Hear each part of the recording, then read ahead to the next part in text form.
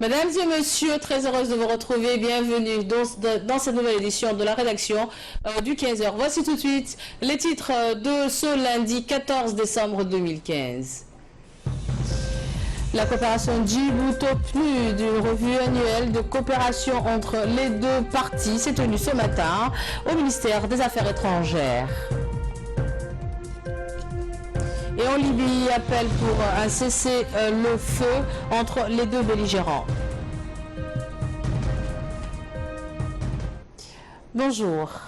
Le président de la République, son Excellence Ismaïla Omar Guelleh, a adressé à la foulée de l'adoption de l'accord international sur la lutte contre le réchauffement climatique, intervenu samedi à Paris, ses vifs remerciements à son homologue français François Hollande pour les facilités mises à la disposition de l'humanité dans le cadre de la COP21 ayant disposé à la réalisation d'un consensus sur cette problématique planétaire. Dans son message, le chef de l'État djiboutien a également félicité le président Hollande pour ses efforts personnels et pour l'efficacité de la diplomatie française qui a permis d'aboutir à un consensus autour d'un texte juste, durable, équilibré, différencié et contraignant où tous les États ont fait des compromis.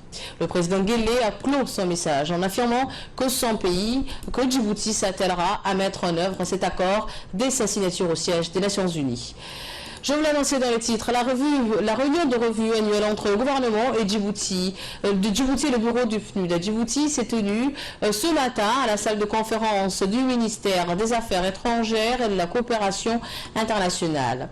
Elle a été présidée conjointement par le ministre délégué auprès du ministère des Affaires étrangères chargé de la coopération internationale, Ahmed Ali Silaï, et la représentante résidente du PNUD et coordinatrice résidente des activités opérationnelles du système des Nations Unies, Madame Valérie Cliff. L'objectif de cette réunion est de faire un bilan des activités, de résultats atteints et de ressources disponibles. Ainsi, il s'agissait d'examiner en profondeur la mise en œuvre des projets identifiés par composantes et les progrès réalisés vers l'atteinte des résultats du programme pays du PNUD. Aussi, cet exercice de revue est l'occasion de discuter et d'échanger sur les contraintes rencontrées, les enjeux et défis ainsi que les opportunités, les risques et perspectives pour le prochain cycle. Dans un mot d'introduction, la représentante résidente du PNUD, coordonnatrice résidente des activités opérationnelles du système des Nations Unies, Mme Valérie Cliff, s'est dite fière de prendre part à cette revue annuelle 2015. Elle a précisé que cette réunion est le couronnement d'une année d'intenses activités autour du cadre de coopération gouvernement-PNUD. Analysera la mise en œuvre de 3 piliers des domaines de coopération djiboutienne et PNUD, à savoir croissance inclusive et réduction de la pauvreté, environnement et changement climatique, et gouvernance démocratique et état de droit. Je me permets de rappeler que la présente revue intervient à mi-parcours de la mise en œuvre du programme P et de son plan d'action 2013 à 2017. De ce fait, les échanges et la concertation de cette journée vont capitaliser les conclusions pertinentes et leçons tirées de l'évaluation indépendante à mi-parcours approfondie du programme P qui vient de se terminer bientôt.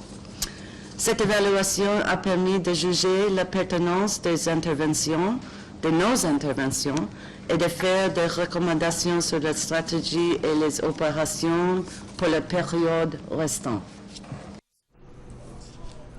Et en prenant la parole, le ministre délégué auprès du ministère des Affaires étrangères, chargé de la coopération internationale, Ahmed Ali Silaï, s'est réjoui de la tenue de cette réunion de revue annuelle entre le gouvernement djiboutien et le bureau du PNUD à Djibouti. Je vous propose d'écouter.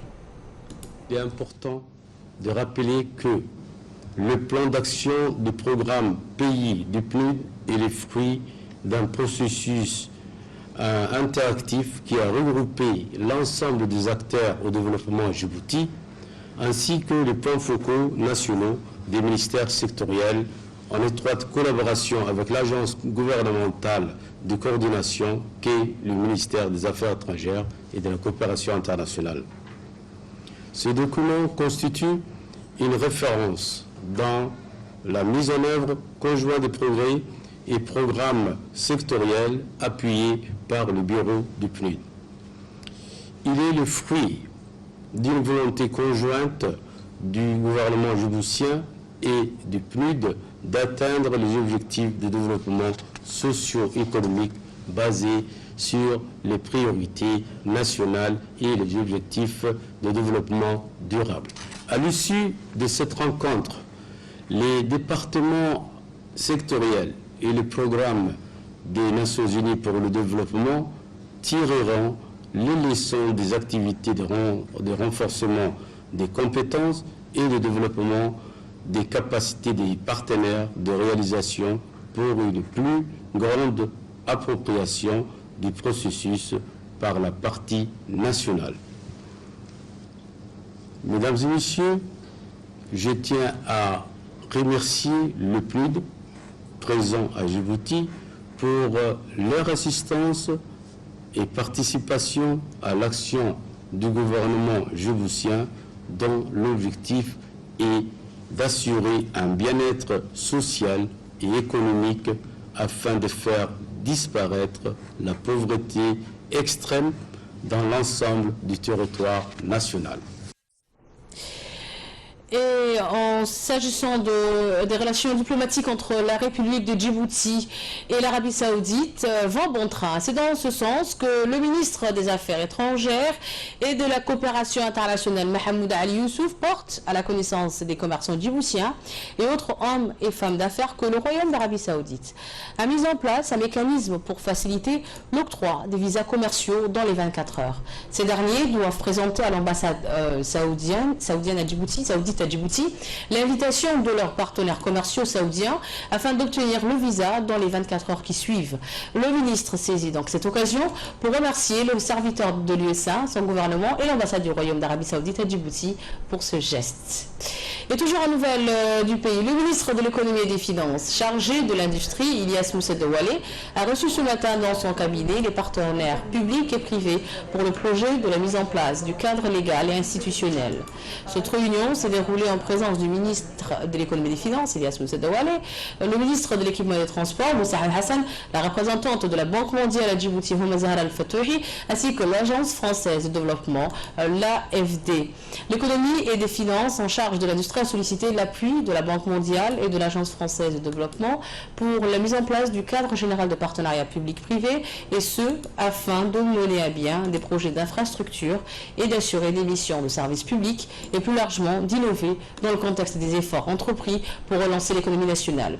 Les partenariats publics-privés sont considérés comme des instruments intéressants pour le développement structurel à long terme d'infrastructures et de services de fait qui permettent de bénéficier à la fois des avantages du secteur privé et ceux du secteur public. L'objectif donc de cette réunion était de définir l'adoption de la stratégie d'instruction à Djibouti et l'appui au secteur prioritaire, à savoir l'énergie, le transport ou encore la télécommunication.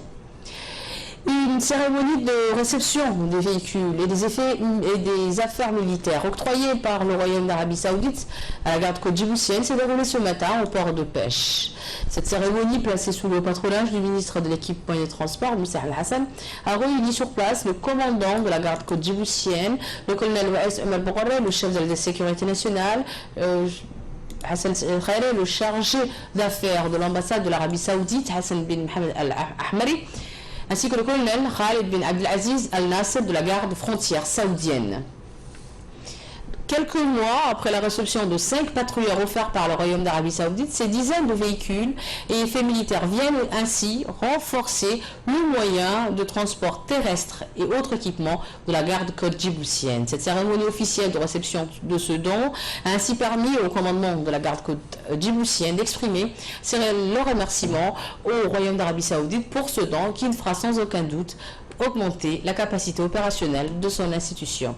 Quant aux donateurs, et notamment le chargé d'affaires de l'ambassade de l'Arabie Saoudite à Djibouti, il a rappelé que ce don faisant également suite au récent déplacement du chef de l'État en Arabie Saoudite. Déplacement qui a permis sans nul doute de raffermir davantage les relations entre les deux pays, une relation qui existe depuis plus de 40 ans.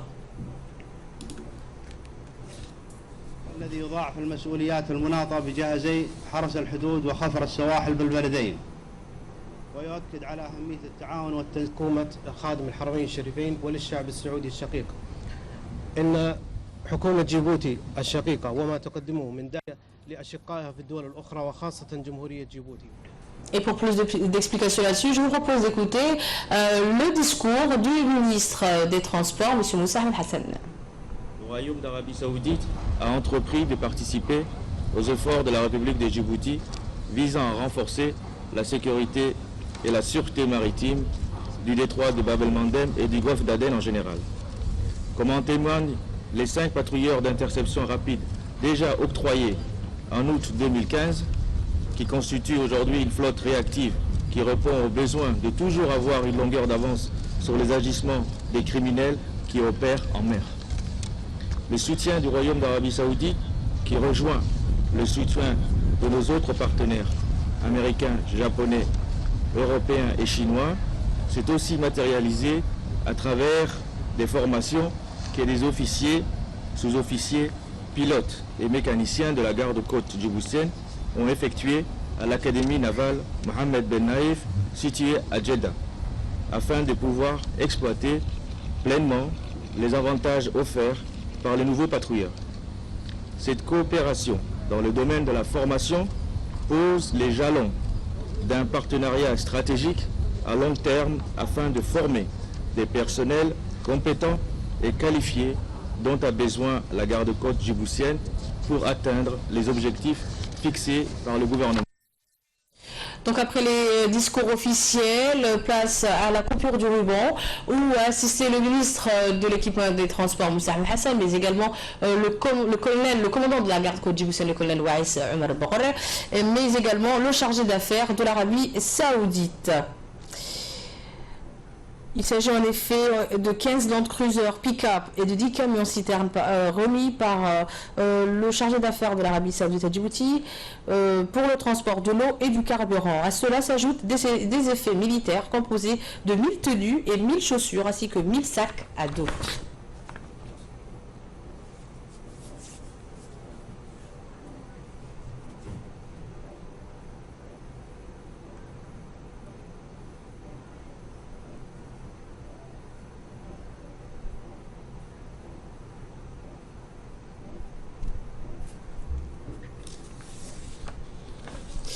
Le ministère de l'Énergie chargé des ressources naturelles porte à la connaissance du public que conformément à la loi et le décret d'application définissant les modalités d'octroi des licences de distribution des hydrocarbures, des sociétés redistributrices des produits pétroliers n'ayant pas respecté les conditions ne verront pas leur licence renouvelée. Au cours de l'année 2015, il a été constaté que des infractions aux dispositions de la législation en vigueur auprès de 3 sociétés suivantes, Emerol et Djibouti Petroleum. Ainsi, à compter du 1er janvier 2016, les licences d'exploitation de ces sociétés sous-mentionnées seront annulées. Toujours en nouvelles du pays, une cérémonie de signature de convention en partenariat entre le Conseil national de la société civile et la commune de Boulao s'est tenue ce matin à la bibliothèque municipale. Cette signature et l'émergence d'une société civile portée et organisée dans la société djiboutienne pour mieux améliorer les relations de travaux dans l'avenir. Cet événement a vu la participation du président de la commune de Boulao et le président du Conseil national de la société civile, mais également des nombreux responsables civils et militaires du pays. L'utilité de cette convention permet de voir dans l'avenir que la société civile djiboutienne peut se réorganiser et mener des actions dans un contexte de développement communautaire de la vie sociale. Cet engagement peut être nécessaire non seulement à la commune, mais également au Conseil national, mais aussi aux acteurs de la vie sociale qui peuvent avoir des partenaires concernant le secteur privé, comme le Conseil national a promis d'être un intermédiaire pour faciliter le travail entre les deux parties. Le secrétaire général du ministère de l'Éducation nationale et de la formation professionnelle, Haroun Umr Aden, a lancé aujourd'hui les travaux d'un atelier de rédaction des programmes et des contenus de l'enseignement général liés aux spécialités de l'enseignement technique et la formation professionnelle. Plusieurs hauts cadres et responsables du MENFOP ainsi que le directeur général du CRIPEN ont pris part au lancement de ces travaux qui a réuni l'ensemble des inspecteurs, conseillers pédagogiques ou encore les membres des commissions de rédaction curriculaire. séculaire. Dans son mot d'ouverture, M. Haroun Emradan a longuement insisté sur l'importance du processus de réforme de l'enseignement technique et la formation professionnelle. À ce titre, il a souligné l'intérêt d'une élaboration et d'une rédaction studieuse et concertée des programmes et contenus des disciplines générales liées aux spécialités de l'enseignement technique et de la formation professionnelle. Il a par ailleurs salué le travail remarquable des responsables et des membres des commissions rédactionnelles qui ont d'ores et déjà bouclé la rédaction des programmes et des contenus dans l'enseignement technique et la formation professionnelle. Spécialité de l'enseignement technique et de la formation professionnelle. Après l'écriture de référentiels de formation concernant les différentes parties de l'enseignement technique et de la formation professionnelle, nous avons passé aujourd'hui à la phase de l'écriture de tout ce qui concerne les programmes de l'enseignement général, à savoir le français, les mathématiques, l'histoire géo, la philosophie, afin de donner bien sûr à ces jeunes non seulement la pratique du métier, mais aussi une culture générale qui leur permettra par la suite de s'exprimer dans les milieux de travail et d'avoir une connaissance élargie du monde de l'emploi. Un atelier sur l'éducation environnementale, c'est destiné aux enseignants arabophones des écoles privées à Djibouti, a ouvert ses portes ce matin au Palais du Peuple. Explication avec Negat Fouad Saïd. L'éducation environnementale est conçue comme un processus dans lequel les individus et la collectivité prennent conscience de leur environnement et de là adoptent un comportement soigneux et respectueux envers l'environnement. En effet, ils prennent conscience de la valeur, de la connaissance et de l'expérience et aussi la volonté qui leur permettra d'agir individuellement et collectivement pour vaincre le phénomène qui détruit l'environnement, principale ressource de vie. Était présent le directeur de l'environnement, M. Abdelkader Ahmed Aoulet, le conseiller technique du ministère de l'Environnement, les représentants du PERSGA, ainsi que les enseignants des écoles privées arabophones. Cet atelier fait suite logique du processus de la sensibilisation de formation des enseignants sur le concept de l'éducation environnementale et sur le contenu du kit scolaire de l'environnement marin et côtier de la région Mer Rouge et Golfe d'Aden. Pour garantir les besoins des générations actuelles et futures. À ce titre, la préservation et la protection de nos ressources environnementales passent nécessairement par l'éducation, la sensibilisation et la formation dont vous êtes responsables quotidiennement et les premiers acteurs concernés auprès des jeunes et des moins jeunes. Vous conviendrez aisément avec moi que les enseignants ont un rôle fondamental à jouer dans l'éducation environnementale, ce qui contribue réellement à la promotion de la protection de l'environnement et du développement durable au sein de notre société. Mesdames, Messieurs, chers participants, les progrès de l'économie, de la science et de la culture ne peuvent se poursuivre sans qu'ils soient tenus compte des conséquences de l'action humaine sur la nature. Et il est évident que la formation d'un comportement soigneux et attentif à l'égard de l'environnement, le développement des connaissances et des compétences indispensables à sa protection et à son amélioration doit faire partie intégrante du système général de l'éducation, d'enseignants et de formation. Nous faisons une interruption dans notre journal pour l'appel de la prière à l'Asr. Je vous retrouve juste après pour la... Et nous revenons ensemble pour la suite de cette édition du 15h. Et sans plus tarder, voici l'actualité internationale. Une vingtaine de pays et organisations internationales réunies à Rome ont appelé à un cessez-le-feu immédiat en Libye et à la formation rapide d'un gouvernement d'union pour mettre fin au chaos qui règne dans le pays depuis plus de 4 ans. Explication dans ce reportage. Une vingtaine de pays et organisations internationales réunies hier à Rome ont appelé à un cessez-le-feu immédiat dans la Libye et à la formation rapide d'un gouvernement d'union pour mettre fin au chaos régnant dans le pays. À l'issue d'une conférence internationale sur la Libye qui se tenait dimanche 13 novembre à Rome, une vingtaine de pays et organisations internationales ont solennellement appelé à un cessez-le-feu immédiat en Libye et à la formation rapide d'un gouvernement d'union pour mettre fin au chaos régnant dans le pays. Un gouvernement d'union nationale basé à Tripoli-Est est l'essentiel pour faire face au partenariat avec la communauté internationale aux défis critiques auxquels le pays est confronté dans le domaine humanitaire, économique et sécuritaire, ont annoncé ces pays dans un communiqué conjoint à l'issue de la réunion co-présidée par l'Italie et les États-Unis. Les signataires ont mentionné en particulier l'organisation de l'État islamique et d'autres groupes extrémistes et organisations criminelles engagées dans toutes les formes de contrebande et de trafic, en particulier d'êtres humains. Et en France, le Front National de Marine Le Pen n'est finalement pas parvenu à remporter aucune région française. Alors qu'il était arrivé en tête dans 6 d'entre elles au premier tour, la droite gagne ainsi 7 régions sur 13, la gauche en conserve 5, et ce sont les autonomistes qui l'emportent en Corse. Explication dans cette séquence. Oui, il est vrai, le Front National n'a réussi à remporter dans aucune région française ces élections régionales.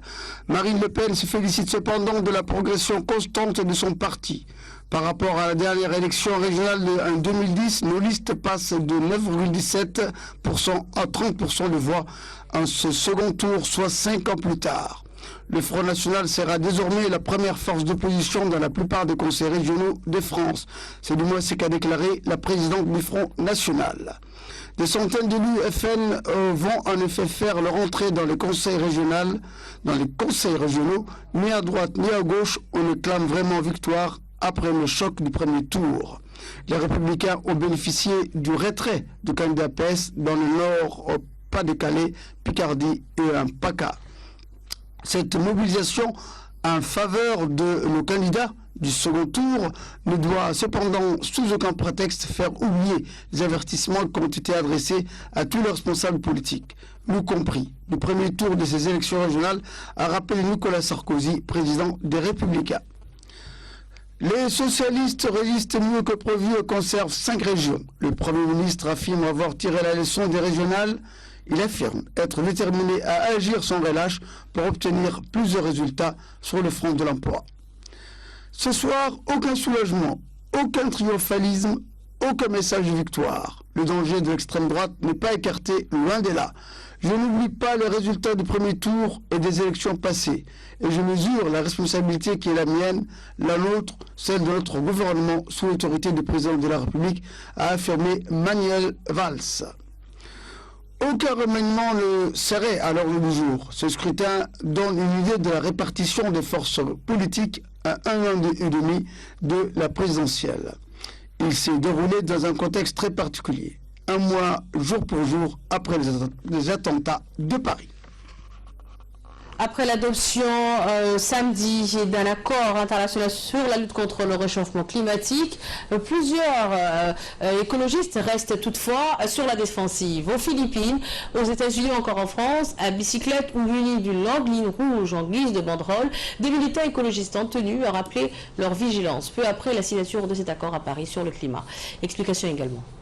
Ils restent sur la défensive. Aux Philippines, aux États-Unis, en France, à bicyclette ou munis d'une longue ligne rouge en guise de banderole, des militants écologistes ont tenu à rappeler leur vigilance peu après la signature de l'accord de Paris sur le climat. S'ils entérinent la nécessité de contenir la hausse des températures par un mécanisme de révision des engagements de chaque pays, il reste encore beaucoup à faire selon eux. Pour respecter le seuil de 2 degrés, les émissions de gaz à effet de serre doivent baisser de 40 à 70% ces 35 prochaines années, ce qui suppose d'accélérer la transition énergétique et le recours aux technologies vertes. C'est tout pour cette édition de la rédaction. Restez avec nous. Bougez pas, tout de suite, c'est les minutes du focus de ce début d'après-midi avec Nagat Fouatiaï. Nagat Fouatiaï va rejoindre sur ce plateau. Bonjour Nagat, bienvenue. Et nous allons parler tout de suite, sans plus tarder, sur l'élection, comme je disais à tous nos téléspectateurs tout à l'heure à 11h, l'élection régionale en France. Voilà. Donc l'élection régionale France, droite et gauche se réveille, soulage, mais ni vainqueur ni vaincu, voici en substance ce que titre la presse française au lendemain de la second tour des élections régionales où le Front National est sorti bredouille, mais a mobilisé 6,5 millions d'électeurs. Dans l'ensemble, en effet, dans l'ensemble, la presse pousse un gros soupir de soulagement.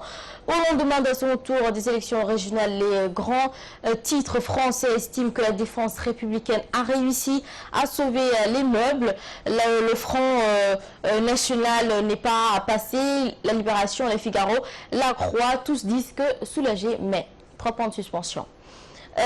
Dimanche 13 décembre, le Front National a échoué à conquérir le moindre région au second tour des régionales, tandis que la moindre région au second tour droite raflait 7 et la gauche 5. Donc, mais le parti de Marine Le Pen a récolté au total 6,8 millions de voix, un record pour l'extrême droite. Hier, les Français ont pris leur responsabilité, a écrit Jean-Marie Montali dans Le Parisien aujourd'hui en France. Le rejet qu'inspire le parti de Marine Le Pen reste majoritaire dans le pays et pousse les électeurs à se mobiliser en fine lorsque le risque apparaît. Donc a écrit de son côté Cécile du quotidien économique Les Échos. Donc le soulagement est grand, cependant il ne faudrait pas que ce soit un lâche soupir, a indiqué Guillaume en reprenant la formule historique de Léon Blum au lendemain des accords de Munich. Donc le barrage républicain a cimenté le bloc de refus impuissant. Mais le message du premier tour n'est pas effacé, a estimé Hervé Chabot. Tout le monde a tenu à exprimer quelques expressions. Voilà. Et il faut dire aussi que le taux de participation a été très élevé depuis 2002, où on pouvait noter 58,44% bien sûr pour ces élections régionales, une première depuis 2002. Et nous allons parler sport maintenant, Nagad. Il faut dire que l'équipe parisienne, Paris Saint-Germain, va affronter Chelsea, les Anglais, pour les huitièmes de finale de Ligue des Champions. En effet, le PSG retrouve Chelsea pour la 3e fois suite aux Ligues de Champions. Ligue de Champions, en fait, le tirage au sort du 8e de finale de la Ligue de Champions a rendu son verdict. Le PSG défiera encore pour une 3e fois Chelsea, ceci pour la 3e fois. 3e année consécutive. Voilà, 3 années consécutives, ils se sont confrontés. Donc Paris avait été éliminé par les Anglais en quart de finale l'année dernière, il y a en fait 2 ans, 2013. Et avait pris sa revanche l'an dernier en 8e de finale. La belle annonce est très brûlante en fait au niveau des tensions. Une classique pour la 3e fois consécutive, le PSG va croiser les routes de Chelsea en Ligue des Champions pour une belle et qui va valoir son pesant d'or. Donc sorti en quart de finale pour les Bleus en 2013, 3-1, 0-2. Les hommes de Laurent Blanc avaient pris leur revanche l'an dernier avec 1-1, 2-2 avec des matchs nuls en gros. Paris évite les deux ogres de Barça et Bayern. On peut dire qu'il peut souffler, mais ne doit pas en fait se sentir plus légère pour autant. Si Chelsea est possessif en début de saison en Premier League, personne ne sait quel visage il offrira le 16 et le 17 février prochain au Parc des Princes, puis le 8 et le 9 au Stamford Bridge. C'est pour les matchs retour pour ces huitièmes de finale de la Ligue des Champions. Et nous allons refermer ce focus avec la solide comme toujours, Nagat. On va parler de Disney, l'auteur de Star Wars. Quand il s'agit de faire la promotion de leurs films, les studios Disney sont tous sur les fronts, surtout lorsqu'il est question de phénomènes planétaires comme la sortie de nouveaux Star Wars pour leurs fans, je parle pour eux. Et pour être sûr que personne ne passe à côté du 7e volet, le réveil de la force, quel meilleur moyen d'incruster les personnages de la saga dans le produit quotidien. Donc sur Régie, un utilisateur identifié comme un pseudonyme a mis en ligne hier la photo d'un sachet orange avec illustration de nouveaux robots de leur film. Donc l'endroit où a été prise cette photo n'est pas identifiable pour l'instant, mais quoi qu'il en soit, quelques heures, le cliché a été vu par 4 millions d'internautes. Je prie. pour tous les amoureux du réveil, ils ont appelé cette nouvelle, ce nouveau film de Star Wars, bien sûr. La nouvelle saison. Merci beaucoup, Nagat, pour ces précisions. Je te retrouve demain à partir de 11h dans la matinée, Inch'Allah. C'est partagé également. Merci également de nous avoir suivis. Je remercie au passage toutes nos équipes techniques et rédactionnelles qui réalisent tous les jours ce bulletin d'information. Sachez que vous avez rendez-vous ce soir pour une nouvelle édition à 22h. Ali Abdillahi, Asma Bakir. Je vous retrouve demain, bien sûr, sur le même plateau à 11h dans la matinée, Inch'Allah. Bye bye.